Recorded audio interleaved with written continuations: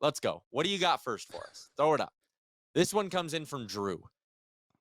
Arizona trades Jacob Chychrun and Nick Bjugstad to Edmonton for Warren Foegele, Jesse Puljujarvi, Raphael Lavoie, a 2023 first lottery protected, okay, and a 2023 third.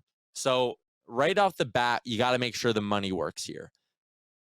Chychrun is sitting at 4.6. Bjugstad is sitting at 900. So you got 5.4 coming in. You have Puljujarvi and Foegele coming out. That's 5.7. So the money actually works on this deal. The Oilers save a little bit. That'll make life easier for them down the stretch.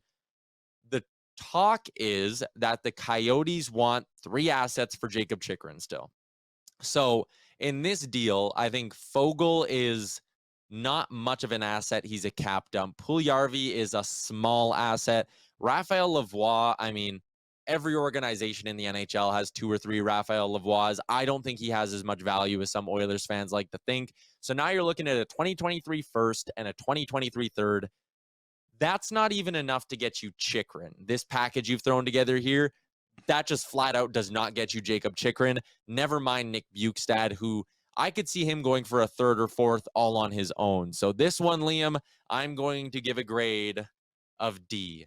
That gets a D. Also, I hope you all like the artwork on these letters, but that gets a D from me, Liam. What say you? I will probably give it a D as well. I think it's more likely if you replace Chychrun with Shane Gostisbehere is more likely to fit away for Arizona. I don't know if they even want a Warren Foegele or whatever, but I like the idea of Nick Bjugstad, 900K I think he's at, right? And I don't know if you'd have to give up a first-round pick to get him. But yeah, like you said, like a 3 or a 4. I meant with Shane Gostisbehere as well. Maybe you're looking at a second and a Puljujarvi and maybe a pick prospect somewhere. But yeah, I just don't see that one happening. And honestly, I don't think the Oilers want Chychrun. I think there's been numerous times the Oilers have been able to go out and get Chychrun along with the other 30 teams in the NHL. I think Arizona values him so high where the rest of the league just doesn't see him that way. Yeah. The other thing with Bjugstad that you need to remember is you can sit there and look at his offensive numbers and be like, hey, he's got 21 points in 50 games. That's solid. You also have to remember he plays more than 15 minutes basically every single night in Arizona. So is he without that ice time, what kind of offensive production are you going to get from Nick Bjugstad? I don't think a ton. He's like he's a better Derek Brassard in terms of his fit. The fact he's a right shot centerman makes him an interesting fit. 6'6", he's got that size. I like him. I don't love him. If it's Bjugstad at 50% retained for a 4th round pick at the deadline, sure, sign me up. But this big package, I just don't necessarily love it. Aaron, you got a second one for us here? Yes, you do. Brad is in. Joel Edmundson for Jesse Puljujarvi and a first, cap retained if required. So that's a pretty big question mark in terms of the cap retained because, they'd probably have to keep $500K to make the money work this year. So let's say Edmundson, $500K retained for Puljujarvi and a first. On the realistic scale, if I'm grading off, is this a move that could potentially happen? Yeah, it could. I think it's, like a B+ on the realistic scale. This is probably what it would take to pry Joel Edmundson out of Montreal. Do I like this trade? No. I don't understand why you'd want to acquire a guy with term when you have Kulak, Nurse, and Broberg all on the left side next season, and young options like Niemelainen and Vinny Desharnais, who could be counted on to be your 7th defenseman, 7th and 8th D-men next year. Losing Puljujarvi, sure. Trading a first for Edmundson, I think, is an overpay. Yes, the extra year gives him more value, but that doesn't hold value for the Oilers. So I like this one more than the other one. I wouldn't pull the trigger on it myself. So Liam, I'll give this one a C-, my friend, a C- on the deal. What say you? I didn't hold that. Why is the minus so high? Why is it all the way up there? I don't know. My girlfriend wrote these for me. So how about you bring it up with her, Liam? Fair enough. I don't like this trade at all. I don't think you need to go out and spend that much for Joel Edmundson. I mean, I've said this a few times, and I think we both have, just having cap next season just isn't a good idea for the Oilers. I think they need to be as flexible as they can be every single summer. I'd rather just pay that for a Gavrikov, to be honest. That's why I'd rather pay. If that's a trade, I'd rather just trade Edmundson for trade out Edmundson and Gavrikov. Yeah, I don't think that would be a terrible idea. If it was Puljujarvi and a second for Gavrikov, I think I'd be in on it. This feels like an overpay. What's our next one, Aaron? No, all right. no. So Liam sees Devon Shore, so Liam's giving this one an F. Puljujarvi, Shore, and a first for Nico Mikkola and Ivan Barbashev. Fascinating, because we haven't heard a lot of Ivan Barbashev trade suggestions thrown out there. So first, let's look at the money. Barbashev is making 2.25. Mikkola is making 1.9. So you're at 4.1. I will go ahead and say you get the Blues to retain 50% on one of those two guys, preferably Barbashev. That would get you down to right around $3 million. Boom. You can make this deal work cap-wise. Are you giving up Puljujarvi and a first for Nico Mikkola and Ivan Barbashev? So Barbashev would step in. I'm just taking a peek at his contract again. UFA at the end of the season. So you're in all likelihood letting him walk. 6'1" centerman. Okay. He can play the wing as well. I like it.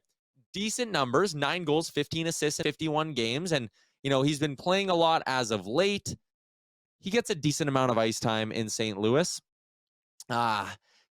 Do I like giving up a first in this package? I like Mikkola. Barbashev hits like a truck. And if we're going off the realistic thing, like, could I see Ken Holland doing this deal? Absolutely. On the realistic grade, this gets close to an A for me. In terms of would I pull the trigger on this? You're filling 2 holes, but you're giving up your first rounder. If there was a second deal that was you're getting Toews for your second and something else, Toews for your second and Foegele, or a second and third and Foegele for Toews. If there was a deal for Toews that doesn't involve the first, and then you have this deal in your back pocket, you know what, Liam? I'm going to give this one a B+. I like the idea of adding Nico Mikkola. I think he could be the perfect fit on the left side of the blue line to complement Philip Broberg in an 11-7 setup. Ivan Barbashev makes their bottom 6 a lot tougher to play against. This is a guy who's racked up a good amount of playoff games in his career as well. He's played in 50 playoff games over the last 5 seasons. I think it's a decent deal. I think I might pull the trigger on it. B+ for me. What say you? I think that's an interesting one. I'm trying to think of it from like the Bo Horvat trade. Like, you're essentially getting 2 NHL players from St. Louis who can play every single night. For one guy who's having a difficult season, another guy that's been up and down, and then a first-round pick, which could be 30th overall, say, somewhere late perhaps. I don't know if St. Louis would do that trade. I feel like the Oilers would have to replace Shaw with someone a bit higher. Like, maybe if that was a bold goal, I think that would be something St. Louis would like a little bit more. Like, but yeah, I would give it. I'll give it a C+. I'll give it a C+. Someone said, why would St. Louis do that? And here's why I think they might do that. They're not going into a rebuild, okay? They don't need to stockpile mid-round picks. If you trade Mikkola on his own, you're getting a mid-round pick. If you trade Barbashev on his own, you're getting a mid-round pick. Instead, they bring in a first. Either you pick a player in a very deep draft with that first, and that guy might be contributing in 2 years, or you sit there at the draft and you use that pick. Like, if they could get a first for Mikkola and Barbashev, who's to say they can't get a first for Tarasenko and a first for O'Reilly? And all of a sudden, Doug Armstrong would have 4 first-round picks in the upcoming draft that he can play with. That is probably why they would do this deal, because instead of the second and a third in separate deals, you just get the good pick. So I think this one's realistic. Puljujarvi doesn't have a ton of value on the trade market, even though as a fan base, you might like him. He doesn't. So the first might be the price you pay. It's 2 depth pieces, so giving up your best trade chip for 2 depth pieces isn't great, but this trade makes you better. I don't mind it at all. Yeah, maybe the Bogo is a little high on the Shaw replacement, but I do think you would have to replace Shaw with something a little bit better. Maybe it's Lavoie. Maybe that's a piece. Yeah. All right. Lavoie. Next one we got here is in from BMax64. Edmonton and Chicago mock trade. To the Hawks, Yamamoto and a second. To the Oilers, Domi. I am going to give this one. Ooh, do I? Yeah. It's an overpay, Liam. I'm giving it an F. I think Yamamoto for Domi is a borderline overpay. I think a second for Domi is close to an overpay. Put them together, it's nowhere close. I don't touch this deal with a 100-foot pole. Domi doesn't have that kind of value, in my opinion. If he does, let some other contender blow their budget and trade for him. I like the piece. I'd give up a third for him. I would maybe give up the 2024 second for him, but I ain't giving up both those pieces for him. Not even close. Sorry, yeah, BMax. I'm probably with you. I wouldn't give up that much for Domi. Obviously, #1 fan, but I would give up. I don't know. Yamamoto's such an interesting player right now for the Oilers because we all love him. He does so much good stuff. Like, he's good at getting pucks and everything, but man, he just keeps getting hurt, and it's so difficult to like keep that guy around for for the future, right? Like, I'm not saying this is the deal that you need to make it happen, but yeah, if that was like a Puljujarvi, maybe a third or a fourth for Domi, I'd be more interested. But Yamo in a second, like I don't have much interest in that one either.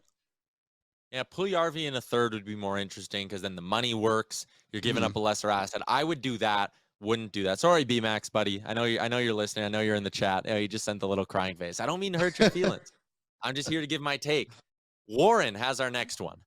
Puljujarvi for Radko Gudas. The deal is 1-for-1. On the realistic scale, I will give this one a C+ because I could kind of see Ken Holland doing it, but I'm not sure why Florida would, or if Florida even could, without some money being flipped around in another deal. You got to remember, they basically can't afford to activate Anthony Duclair right now, and Gudas makes $500K less than Puljujarvi. I'm not sold on Gudas being a great solution for the Oilers on the blue line. He's a righty. He's tough. I like that he's tough. I like that he can play tough minutes. He can probably help you on the PK. I like him. I don't love him. I think they should aim higher than Gudas, but if you're sitting there and it is half an hour till the deadline, you missed on Mikkola, you missed on Gavrikov, you missed on a bunch of other pieces, and Florida calls, and maybe Florida sweetens this a little bit and says, hey, we'll even give you a little asset because we really like Puljujarvi. We want to test drive Puljujarvi. I'm going to go C+ is my final grade, Liam. I don't love it. I think you can do better on the whole, but if this was like an emergency deal because you're panicking at the last second, I wouldn't love it, but I'd understand it. I'm probably with you on wouldn't love it, but would get it. But I think I'll give it a D, to be honest. Realist, like, call me crazy, but can Vincent Desharnais not do exactly what Radko Gudas can do? It's a great point. Do you need to give up a Puljujarvi to go and get the same player you already have? I don't know if you have to do that. I think there's better options. Yeah, the only way this deal would make a little bit of sense is if we factored in some other trades. If they did or if they had like a Barbashev deal, or they got Domi and Toews, like if they added 2 forwards, and then again, 10 minutes before the deadline, you're like, listen, yes, Puljujarvi is going to be a healthy scratch for us. We don't need that extra forward. He has no value to us as a 4th-line winger, and we aren't qualifying him. We're letting him walk in the summer. Let's just get something for him. Then having Gudas as your 7th or 8th defenseman for the playoffs makes sense. But I don't think you need to be going out of your way to do that deal. In the YouTube chat, GSM, every trade involves Puljujarvi. Why would other teams want him? And this is the question. For the most part, to be fair, these trades have involved Puljujarvi and another asset. So you got to remember that. And a team with nothing to play for down the stretch might not hate the idea of having a former 4th overall pick to test drive in their lineup for a couple months. It's not the craziest thing in the world. Let's get to our next one from Gramica. He's got a couple. We'll start with the top one. Edmonton gets Toews at 75% retained. Chicago gets a 3rd and Puljujarvi. Arizona gets a 4th. Okay, this is close. I am going to give this trade a B- in terms of no, I got to go C+. C+ on the realistic scale, Liam. There's the plus. C+ on the realistic scale. Can I make 2 tweaks to it? It's a 2nd to Chicago. It's a 3rd to Arizona. And I'll give it one of these bad boys. If you make those 2 little changes, this deal gets an A+ in my opinion.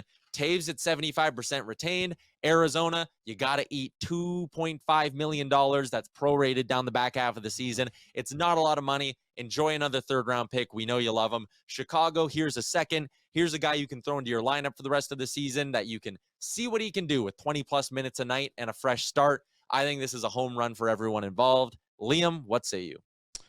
Yeah, I would honestly agree with exactly what you just said. I think this is something that is very realistic, to be honest. I could definitely see that happening. If it's not even with the Oilers, I could see it something similar to that happening with another team for Toews. It's going to cost a third team to come in and pay them as well. Do you remember what Florida had to pay for Max Domi last year? Like when they took that? Was it a fourth? I think it was a fourth. So they would. My point is, the value would have to be a little bit higher on that third team because obviously Toews has more value than Domi. Believe it was a fourth-round pick.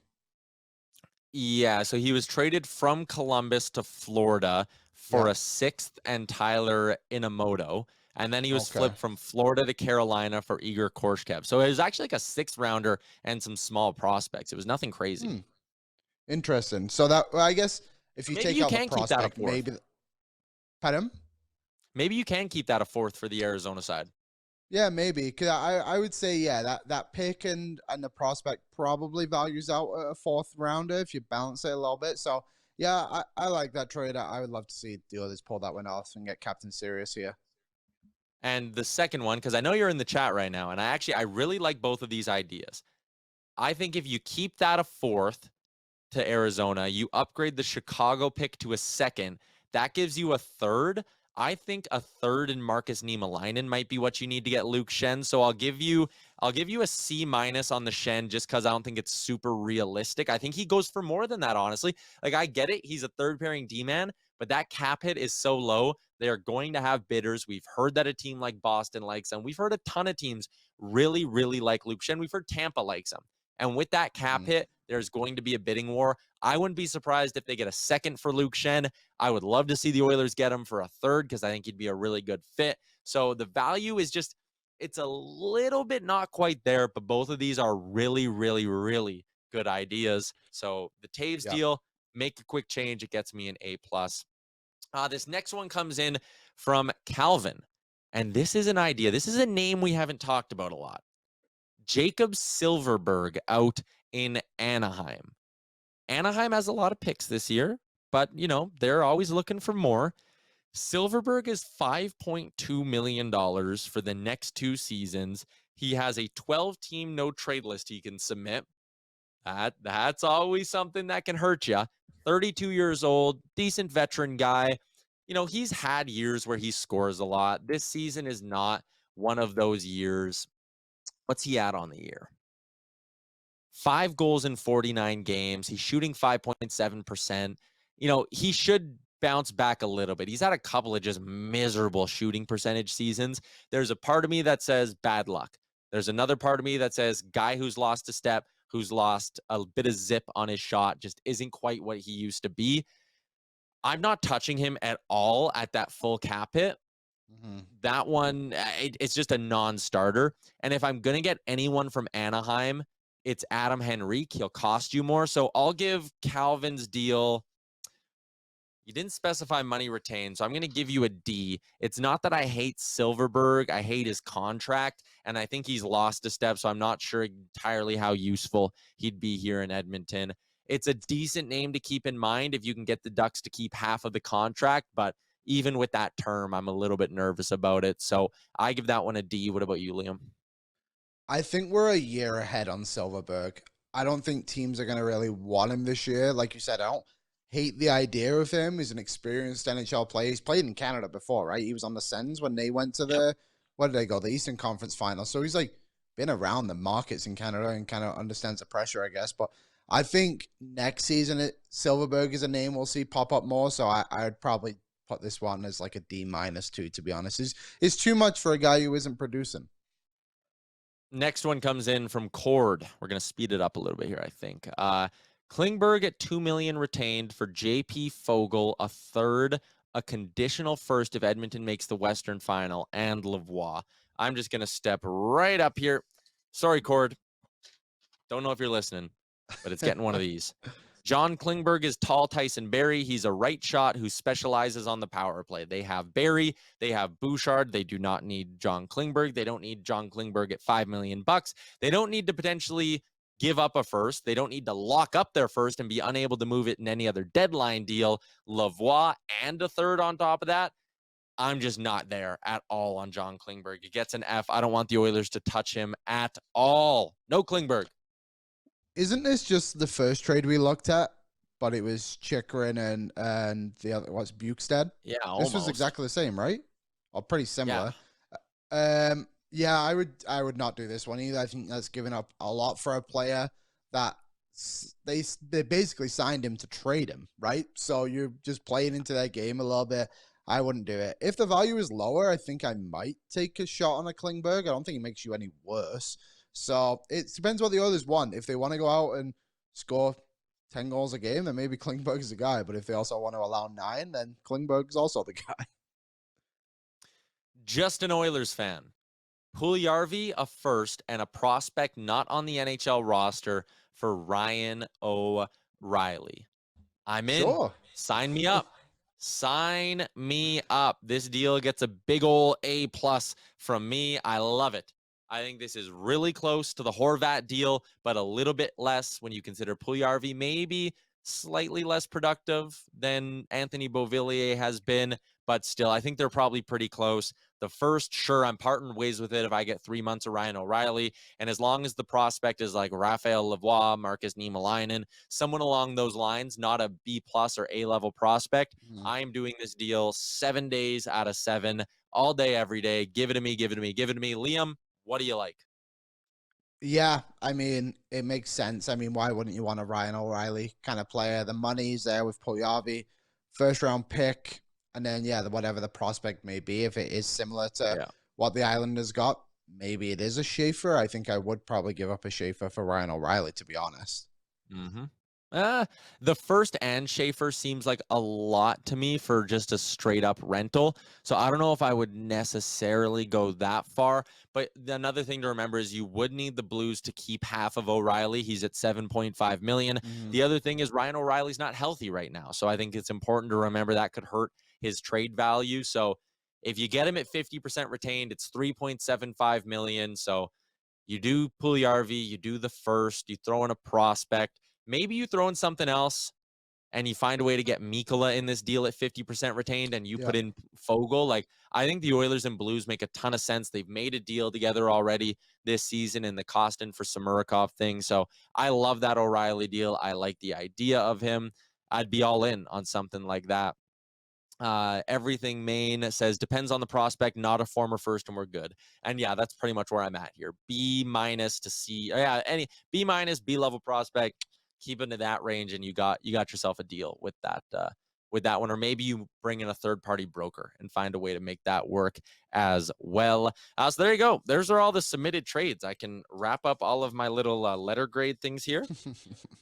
We were all over the place. There were some good ones in there. There were some ones that I really liked. There were some that I just flat out hated, but the Toews one was my favorite one because I think that's very realistic. Like you said, just a couple of things. I think that's a trade we'll see on before the deadline. Alex Neal says, I really don't see how Puljujarvi gets moved. Alex, I'm going to go ahead and say I don't understand how he doesn't get moved. I just think it's a lock. I think it's going to happen. I think it's going to happen maybe even sooner than we think. You never know. You never know.